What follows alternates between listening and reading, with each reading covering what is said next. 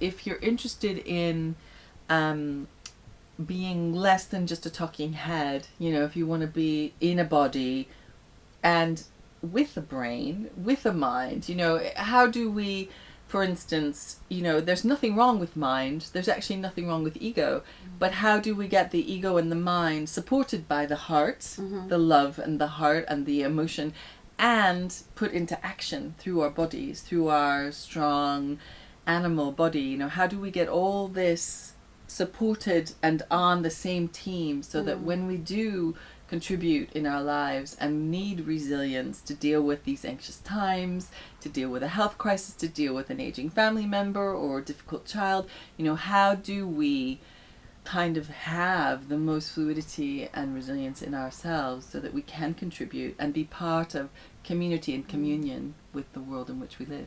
While still being true to ourselves at the same While time. still being authentic, because we can't do someone else's life. We actually have to. That's what I mean about this sort of unwrapping. It's like, well, how does Alexness, for instance, for you, you know, how does Alex live? You know, I can't exactly say, but I could certainly encourage a space in which you could discover that more fully. And so that's true for everyone there. It's not about saying this is the way it is. It's about offering opportunities and exercises for people to find out for themselves. This is what makes it more sustainable. You know, as a young person, I did a lot of workshops where people told you how to do things so that it could change. And that was compelling enough, and it was of the era quite a common thing to do. But in retrospect, very unsustainable, because if you did something that didn't come naturally to you, it wasn't very sustainable, and it wouldn't usually last, and it would remain in the box of that weekend or week.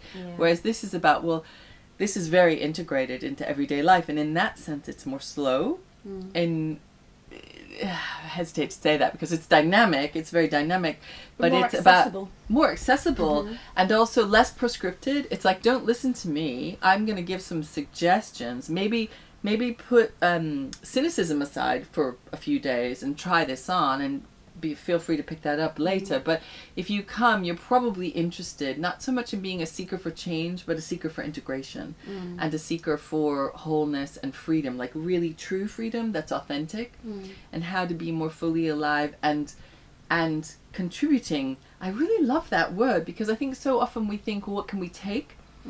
But actually, the world is always offering itself up to us. You know, we are gifted all the time with fresh air and sunshine and food, and, you know, if we're lucky, we have housing, and there is a reciprocity that's necessary, and without the reciprocity, we also die. We lose fluidity, we lose our resilience.